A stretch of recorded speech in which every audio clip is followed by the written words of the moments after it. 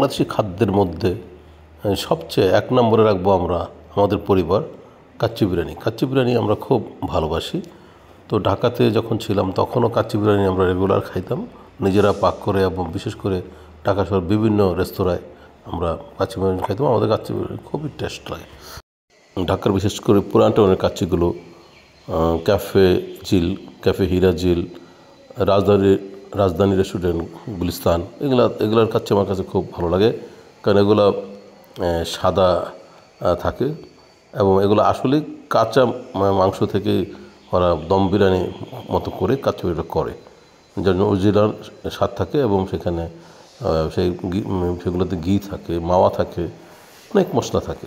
কিন্তু ইদানিং দেখলাম সব হায়দ্রাবাদি স্টাইলে কাচ্চি বিরিয়ানি রান্না করে, হলুদ মশলা দেওয়া, খুব বেশি মশলা দেওয়া, এমনকি ঝাল, মাংস রান্না করে পরে নিচে মেশানো হয়, তারপর দম দেওয়া হয়তো কিছুক্ষণের জন্য। এই স্টাইলগুলো আমার কাছে অ্যাকচুয়ালি ভালো লাগে না। তো ময়মনসিংহের সবচেয়ে বেশি আমরা খাই, ময়মনসিংহের মোটামুটি আদি লাক্সারি রেস্টুরেন্টের মধ্যে হচ্ছে ধানসিঁড়ি আর সারিন্দাতে আমরা প্রায় কাচ্চি বিরিয়ানি খাই। এই বিগত কয়েক মাসে বেশ কয়েকবার খেয়েছি, কিন্তু এবারই প্রথম কাচ্চি ডাইনিতে গেলাম। এরা মূলত নাকি চিটাগাংয়ের ব্র্যান্ড, তো এটা বিভিন্ন শাখা বাংলাদেশে আছে। তো এটার নাম শুনে এবার আমার যাওয়ার কথা, আমি যাইনি, আমার ছেলে এবং মেয়ে গেছে। তো ওদের বলছি ভিডিও করে নিয়ে আসছিস, তো সেটাই আমি রিভিউ দিতেছি। যে ওদের কথা শুনে বুঝলাম যে ওরা বললো যে খুবই স্বাদ এবং মোটামুটি পরিমাণে খারাপ ছিল না, আর দামেও অন্য জায়গার তুলনায় কম। বাসমতি চালের কাচ্চি বিরিয়ানি একজনের জন্য সাফিসিয়েন্ট, 300 টাকা প্লেট। আর অন্য বুরহানি যেগুলো নেবেন ওগুলা আলাদা আলাদাভাবে নেওয়া যাবে, মোটামুটি রিজনেবল প্রাইস। তো আমি ভাবছি আমি পরবর্তী পর্যায়ে গেলে সেটা আমি যাব। আর এর অবস্থান হচ্ছে ঠিক চরপড়া মোড়ে, যারা ময়মনসিংহ শহর ছিলেন, চরপড়া মোড়েই যে লুট্টো একটা শোরুম আছে তার উপরের তলায় এটা, এবং সেখান থেকে বসে বসে চরপড়ার এই যে মোড়ের সব জিনিস দেখা যায়, মোড়টাই দেখা যাচ্ছে হোটেল থেকে বসে বসে, একে লাগানো আর কি। তো পরিবেশও খারাপ না, ভালো, এবং ভিতরে বেশ লাক্সারিয়াস। আমার একটা ধারণা ছিল যে হয়তো ঢাকার রেস্টুরেন্টগুলোই বোধহয় লাক্সারিয়াস, এখন দেখি যে আসলে ময়মনসিংহের রেস্টুরেন্টগুলো বেশ লাক্সারিয়াসভাবেই তৈরি করে। এটা নিয়ে আমি 2টা রেস্টুরেন্ট দেখলাম, যে খুবই 3টা, যে ধানসিঁড়ি, তারপরে সারিন্দা, আর এইটা ছেলেমেয়েরা যেহেতু ভিডিও করেছে দেখুন খুবই লাক্সারিয়াস। এই মেনু কার্ড ওরা আসলে উঠাইতে পারে না ঠিক মতো। তো এখানে সম্ভবত শুধু বিরিয়ানি ছাড়া আর কিছু পাওয়া যায় না, আর সাথে বিরিয়ানির সাথে যেগুলো খায় মাংস বিয়ে বাড়িতে, যেমন রোস্ট, টিকা কাবাব, এইসব জিনিস আছে, বুরহানি, এই ছাড়া অন্য কোনো খাবার থাকে না। তো এই জন্য এককভাবে যেহেতু এটা বিরিয়ানি তৈরি করে, বিরিয়ানির দিকে বেশি হাইলাইট, এই জন্য বিরিয়ানিগুলো ভালো হওয়ারই কথা।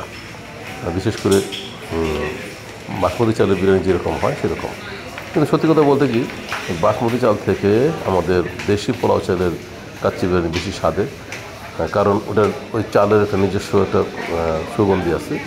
আর কাচ্চি বিরিয়ানি খুব একটা হালকা সুগন্ধি, ওটা খুব একটা মশলা দিয়ে সুগন্ধি করতে হয়। আর ওই বিরিয়ানি, দেশি চালের বিরিয়ানি আপনার শুধু রান্না করে খেলেও অনেক, ভাত রান্না করে খেলেও অনেক স্বাদের।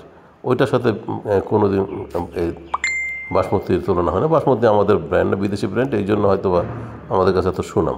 একটা কথা বলি, আমি একবার আগরতলা গেলাম, সেই আগরতলায় দেখি যে কাচ্চি বিরিয়ানির চাল সেটাই সবচেয়ে কম দাম। আর সে আগরতলার বাজারে দেখলাম, মেট্রো শপিং মলে, সেটা দেখলাম যে আমাদের দেশি চিনিগুড়া চাল যেটা, সেটাই সবচেয়ে ওদের দাম বেশি। আর আমাদের দেশে এই চালটা হয় না বিধায় আমাদের কাছে এত লোভনীয় মনে হয়। আর ইন্ডিয়ার সাধারণ হোটেলেও এই কাচ্চি বিরিয়ানির ভাত দেওয়া হয়, কাচ্চি বিরিয়ানির চালের ভাত দেওয়া হয়, যেটা বাসমতি চাল যেটা বলা হয়, বাসমতি চালের ভাত দেওয়া হয়। তো বাসমতি চাল আমাদের আসলে বাংলাদেশে হয় না, যার জন্য আমাদের দেশে এত দাম। 1 কেজি চালের দাম 300, 400, 500, 600 টাকা পর্যন্ত আছে। এটা সোজা কথা না আসলে। এই